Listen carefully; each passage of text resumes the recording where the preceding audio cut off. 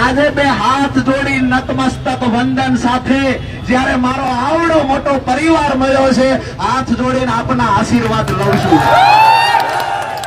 દોસ્તો, આ લડાઈની શરૂઆત પહેલા બોટાદ કરતા માર્કેટિંગ યાર્ડના દરવાજે ઉભો રહીને એક જાહેરાત કરી દઉં છું કે આજે અમે બે માંગણીઓ લઈને આવ્યા છીએ. બે માંગણીઓ લઈને આવ્યા છીએ. લડાઈની શરૂઆત થતાની સાથે કહું છું, આ મહત્વની વાત, મુખ્ય બે માંગણીઓ કઈ છે આપણી?